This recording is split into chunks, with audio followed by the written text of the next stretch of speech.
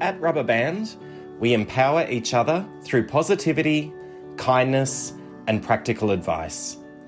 Join a community of thousands of peers who understand the unique challenges you face.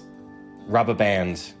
Company agnostic, low ego, high empathy, always supportive.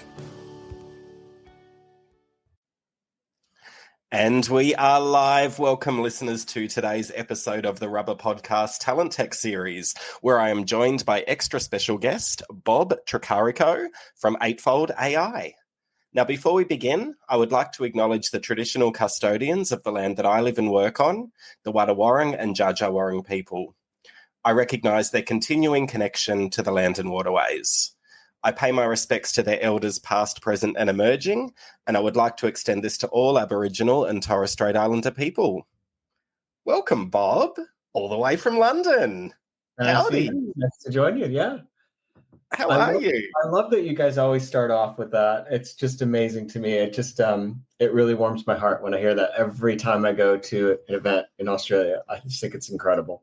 Oh, absolutely. It's an important thing to do, right? And this is a podcast and I'm recording from home, but I think it's a great opportunity to, acknowledge the traditional custodians of this beautiful part of Victoria that I work in, and I'm forever grateful to be here. So absolutely. Now, where are you joining from today? What beautiful part of the world? Yeah, so I'm joining from London. It's morning time here, very early. It's still dark, but you can tell by my accent I am not British. I relocated to London about 12 years ago, just on an expat assignment, and decided I really loved it and ended up staying, and now it's home for me. So so it's great to be able to join people from all over the globe. With technology now. Absolutely, and appreciate the time difference. I work a global role and have quite a few meetings with the London team, and those poor buggers, like quite often they're on at 10 o'clock and quite often I'm on at 6 a.m. and the time zones are mental at the moment. And I'm more of a morning person, so this is fine for me. I've already been up to the gym, gone for a run. Nice. So I always tell my Australian friends, like, I'd rather speak with you later in your day, early in my morning, than I'm just a wreck at 10 o'clock at night. So I don't do so. I know the feeling completely. And we should have timed it better. I was over in beautiful London last week. I don't know why we didn't plan that better, and we could have been on the same time zone. But anyway, there we have it. I'm really keen to get to know you some more today, Bob, and for our listeners to get to know you. You've got a really interesting career, and this is all around talent tech as well. So we want to spend as much time talking about Eightfold AI as we can. But I want to kick off with a fun question that I always ask my guests. Tell me, Bob, your very first job. Did you start as a recruiter, or were you something completely different? I was completely different. So my first job out of university was retail. So I joined a management training program, and I was 21 years old, and I worked for this very large retail store in South Florida in the United States, and I had 37 people that reported to me. Imagine being 21 years old, 37 people reporting to you. I ran a whole division in this store, and it was quite the learning experience. I made it through 2 years, and then relocated back to my hometown of Chicago, where I actually was a recruiter at that point. So my second job was recruiting, and it was very different back in the day because I've got a finance and accounting degree, and so I was recruiting for accountants, and this was before we had all the wonderful technology that we have in recruiting. It was basically, we sat in a circle. There were 7 of us recruiters.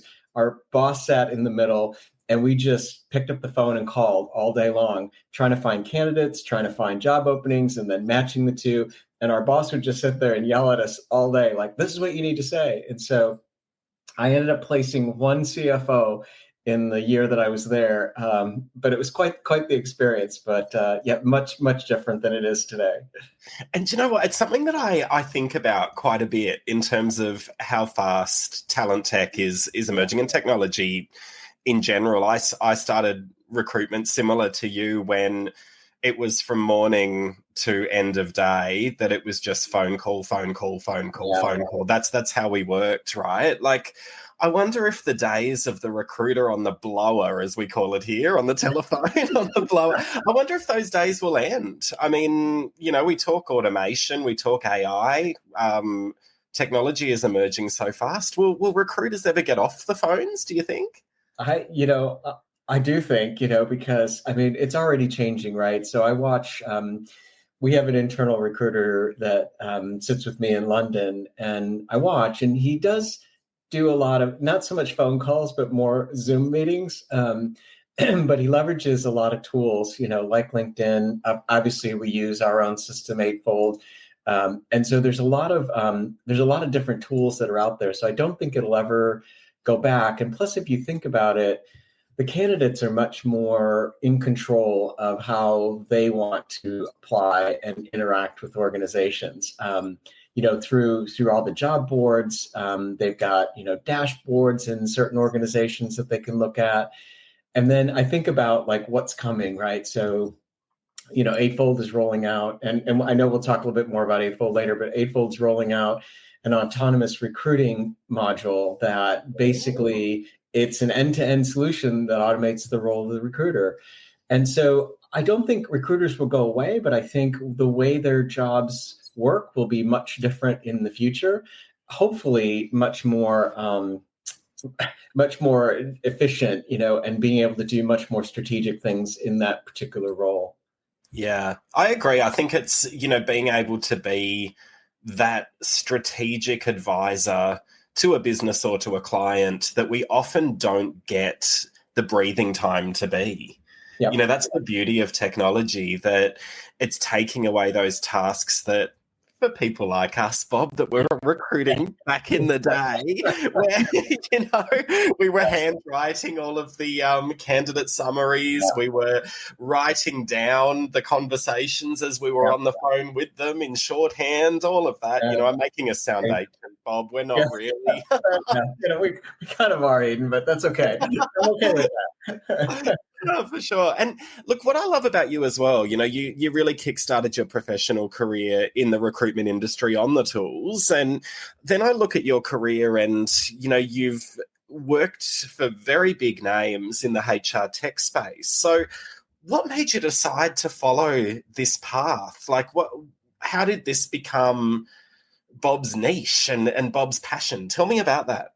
I kind of fell into it, really, Eden, because I worked I told you I was a recruiter, and after I left recruiting, I went to work for a construction information company, and I was there for almost 12 years, just finding information and supplying it to contractors and material suppliers and all that. And it was quite an interesting company to work for. They've since been acquired by Reed Elsevier and LexisNexis and all that. And so, but I moved into the world of HR, payroll, time and attendance when I went to work for Kronos. And I never really even thought about, the everyday, I just naturally showed up at work and just got paid and just never even thought about the process of anything, went through my performance review, did all that, and never really thought about it until I got into the technology space. And so I spent a few years in time and attendance. I worked for a couple of companies. I did a sort of a startup in the United States around time and attendance. And then I went to work for SuccessFactors. And at the time that I worked for SuccessFactors, it was a time where everything started to move into the cloud. And it was a real transition for human resources organizations to say, well, hang on, we're very scared about putting our information into the cloud. We want to keep it safe on our own servers. And so there was a lot of education to be done at that point. But once we got past the discussion of storing everything in the cloud, it was more about talent and thinking about talent management within your organization and how do you acquire the best talent, and are you leveraging your talent the way you should?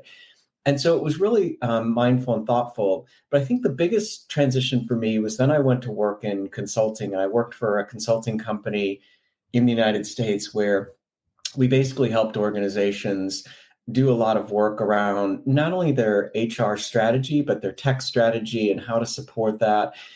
And it was interesting because I sat one day in a workshop in Raleigh, North Carolina, in the United States, and we were talking.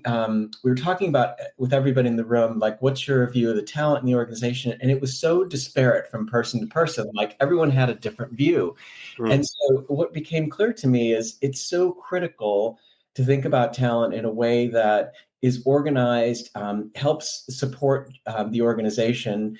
And I'm sure everyone who's listening to this, including yourself, has heard, HR needs a seat at the table, right? And that was a really big deal back then.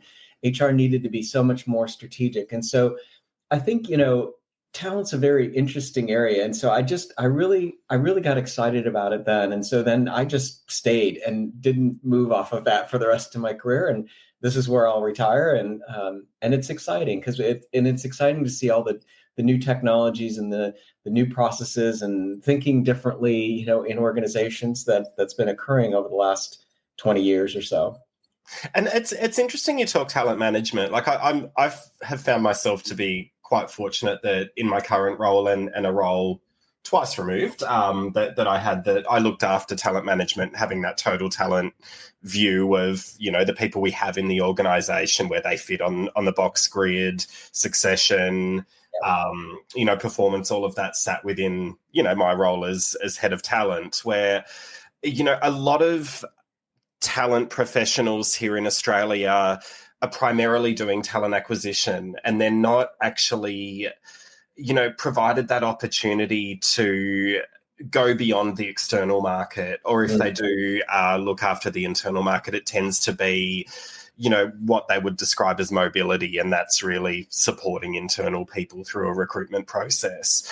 Yeah. Do you have any advice for, I suppose, professionals that are in that space that want to branch into total talent management? Like how can they bridge that gap between primarily being externally focused to looking at their internal talent and having that really clear understanding of what that internal talent looks like?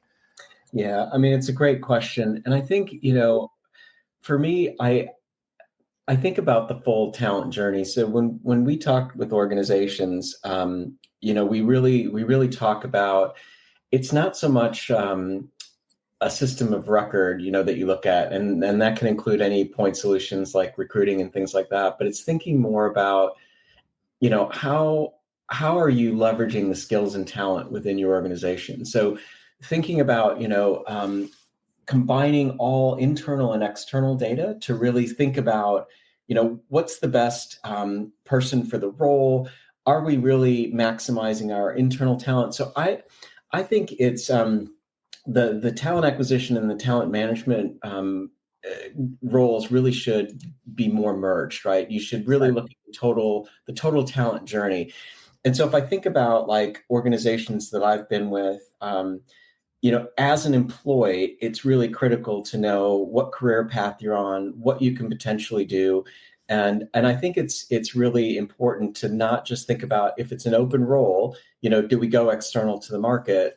Let's look internally. And this is why I think it's key that as part of the overall strategy that you have to look at, what's the landscape that we have in terms of the talent within the organization first.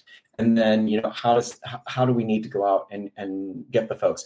There's been a couple of points in my career where we think about, open role, who do we have in terms of succession going into that role? And that's really critical versus just going out and getting fresh talent, because you've got talent in the organization that's experienced, that has, knowledge of the organization, knowledge of probably of the role. And they might just need a bit of training or experience to move into that role. And so I think we need, and back to your earlier question, this may be where things change, right? So as technology takes away some of the operational things within an organization, then maybe folks can start to think about, the broader picture internally. So I just think it can't be talent acquisition, talent management. It's got to be the talent journey completely and what you're looking at for your organization. Absolutely. And I think, to your point, that's how you get the seat at the table, because there isn't an executive that does not want to see a holistic view of talent within their department, division, organization, right? That is interesting to them, whether it's flight risk, whether it's role criticality, success, all of that. So that gets you that seat at the table versus, hey, it's taken me 30 days to fill a role and I found these people from these different organizations. It's just a much more powerful conversation, right? And of course will be more interesting because of, you know, the success profile of their talent, right? Exactly. And I think, you know, and we may get into this a little bit deeper in the conversation, but I think too, you know, there's so many things that occur within HR, right, in organizations, and one of the things today is, you know, this whole idea of let's become a skills-based organization. And I think HR companies are confused. You know, they're like, first of all, what does that mean, right? How do I articulate that to my C-level, you know, my CEO and my CEO? Like, how do I articulate what that means? How do we manage through that? And so I think more it's like it's talent agility through the organization.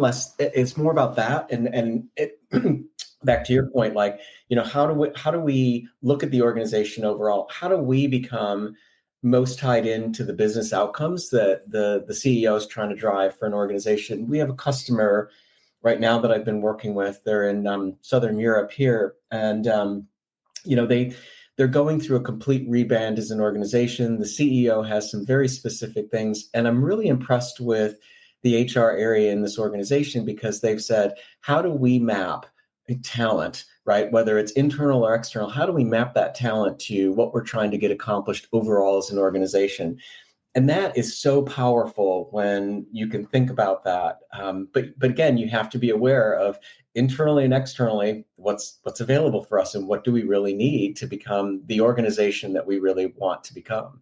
Yeah, and it's chicken before egg, right? Like I think people are, you know, and it is the hot topic to transition into a skills-based org, but I think a lot of organizations and HR teams are falling into the trap of not actually understanding their talent and firstly going out to seek what skills do we have in our organization across the roles that we have in our organization as step one. And I don't think it is step one.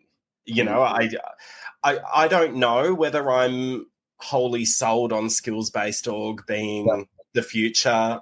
I'm not sure. I'm open to it. I've seen it fail.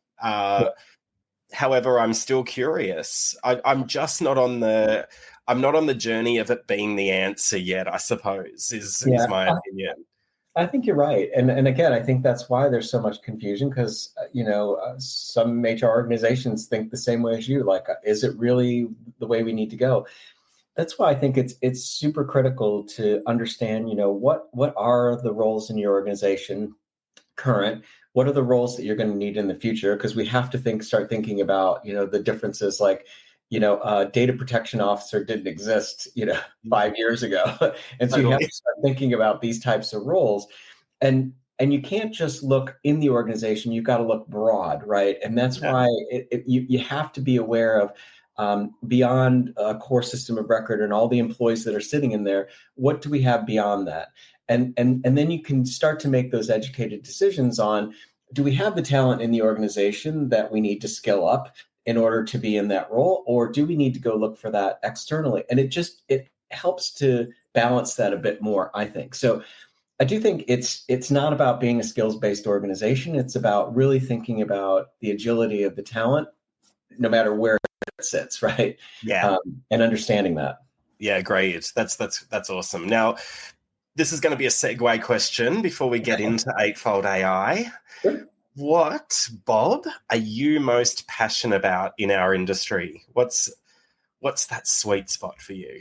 Yeah, I thought about this, after our last conversation. I thought about, what am I passionate about? And I probably should say, like, I'm passionate about, my work and everything that we're doing. And I will touch on that a bit. But I think anybody that's listening, for me, I'm most passionate about my own personal life, right? So I saw a little blurb. I think it was on LinkedIn the other day, and it said, if you die, your boss will replace you within 2 weeks. They'll be advertising for your role, but your family can't replace you, right? So I think, to me, I'm most passionate about my personal life, right? My wonderful partner, my two beautiful daughters, my three beautiful grandchildren. I mean, that's first and foremost. I have to just state that.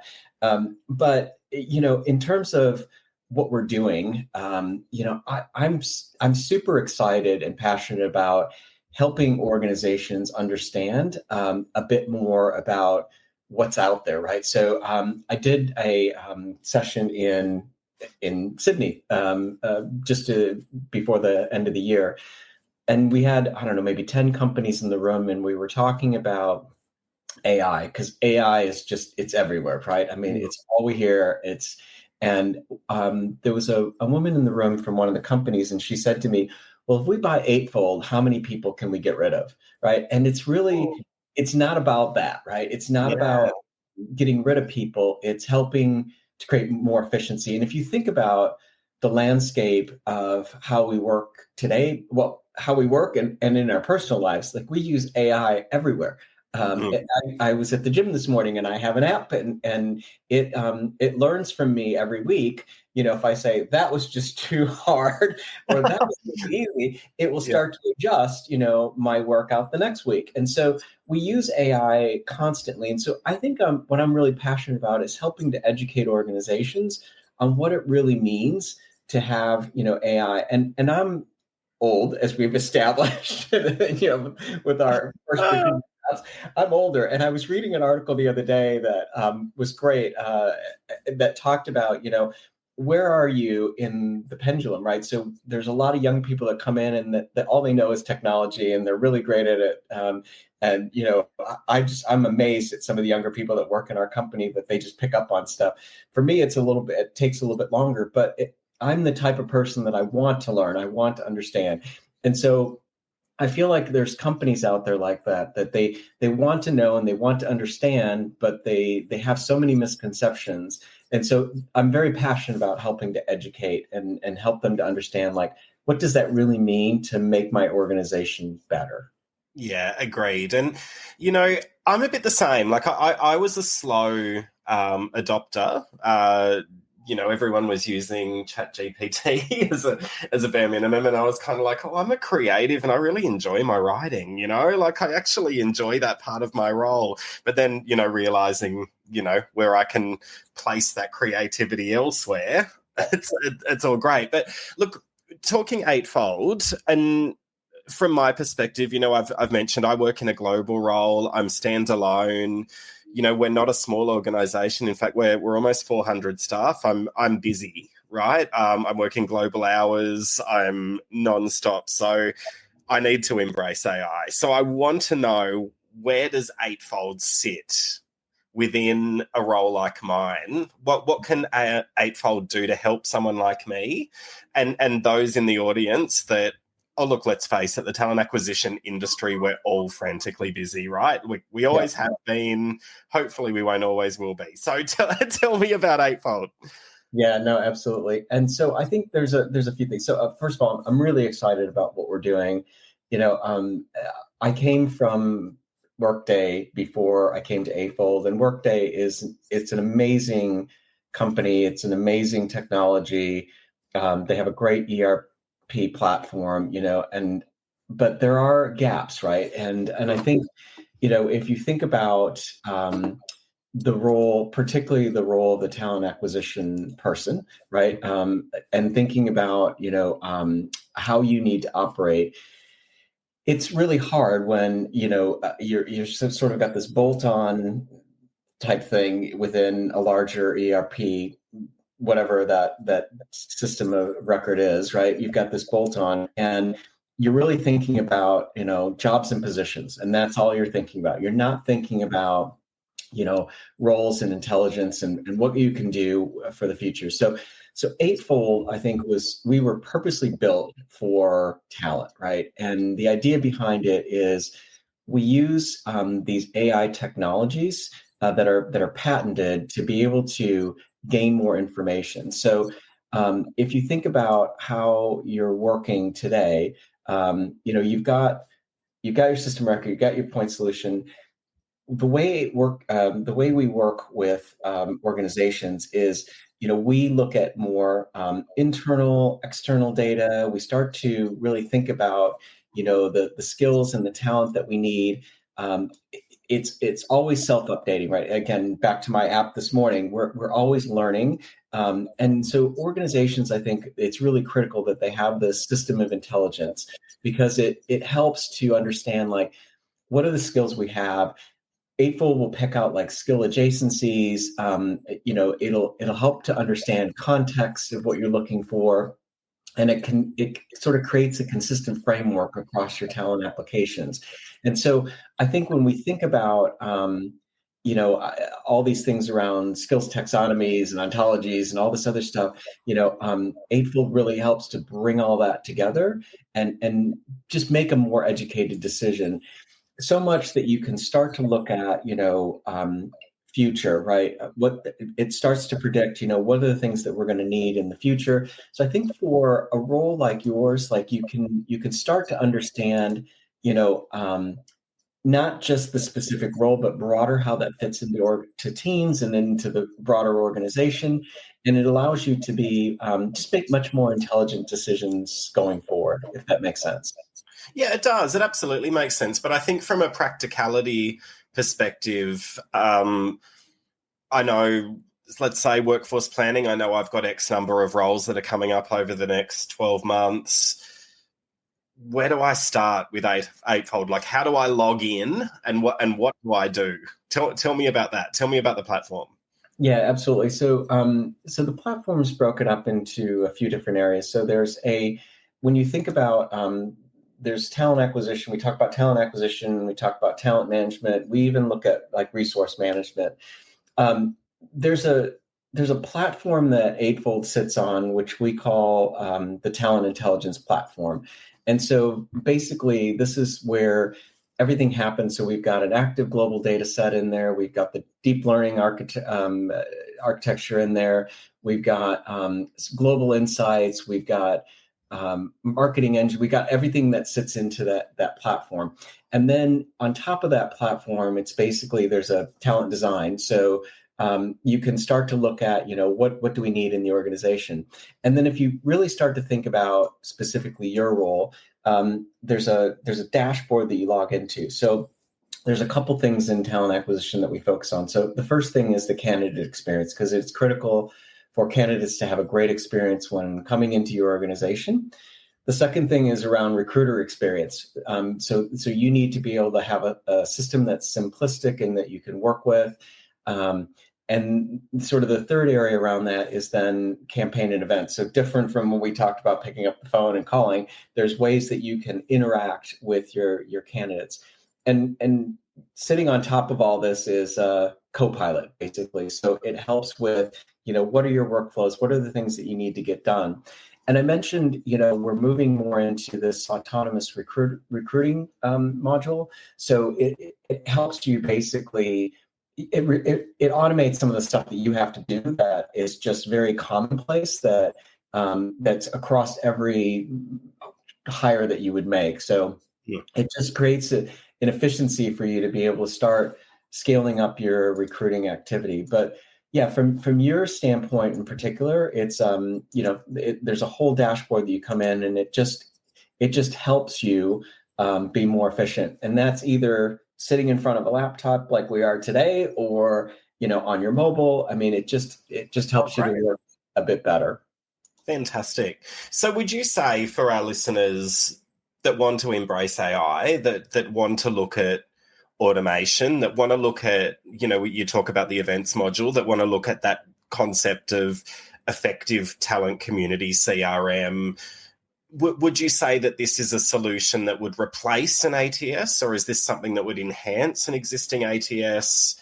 Is it a standalone HR stack that would, tap into the likes of your Workday? Like, how does it play there? Like, is it? Yeah, tell me. Is it a add-on or is it a new?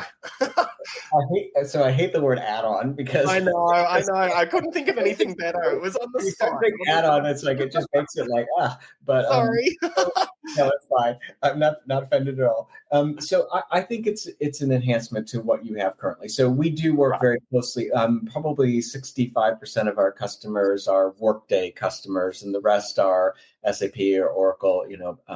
Pick one. We also integrate very closely with the likes of like Smart Recruiters and some other ATS applications that are out there. So I would say it's an enhancement to a lot of those particular technologies that are available. And what we find is organizations that are using these technologies, there's gaps, right? And they start to identify the gaps. So if I think about, what's a great target for Eightfold? It's an organization that's fairly well established in their technology, and they understand like these are the things that are missing. And that's where I think Eightfold brings in a bit more. So think about what I was talking about, the global data set. So we've collected global data for many, many years, and it continues to update and learn on a regular basis. It gives you much more exposure to that. Now, that being said, the funny thing is a lot of our customers have said it would be great if you guys had a full applicant tracking system. And so we have introduced it. Okay. And we call it talent tracking. And it is our new ATS solution. It's we've got about 20 customers live on that already, and it will continue to roll out. It will come to Australia over the next year. But I think it's really cool. And there's some really neat features in there that we've seen, already, and it's been great. So then it starts to tie everything together, but it still will sit next to a Workday, or an SAP or something that may not have the recruiting functionality that you would need. Fabulous. And I'm going to use sit next to instead of add on moving forward. Enhancement. I love it. That's amazing. It sounds so cheap and cheesy, I think. I know, right? Oh, fabulous. Well, Bob, this has been really fun and really topical. And I know a lot of our listeners are going to, and look, I know all of our listeners will get a lot of value from this episode. So I really appreciate you joining me, Bob. I just wanted to put it out there in terms of our listeners that are curious, and most of them are, particularly when it comes to AI in 2025. How do they reach out to you to explore Eightfold further?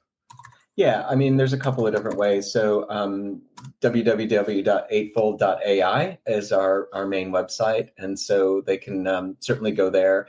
And there's a lot of things that we have on there that talks about all the different products that we have, solutions for particular industries, the services we provide. There's some interesting things on talent intelligence and talent research and some other things. And then it highlights some of our customer stories and things that if they're curious to see how that looks. So that's the best way to reach us, is just go right out to our website and then we'll direct in a certain way. Excellent. And failing that, reach out to me and I will connect you through. So Thank you so much, listeners, for joining today. Thank you so much, Bob. It was such a wonderful conversation. And I can see the sun still hasn't come up. So have a beautiful day in London and I'll catch you soon. Thank you so much, Eden. Thanks, Bob.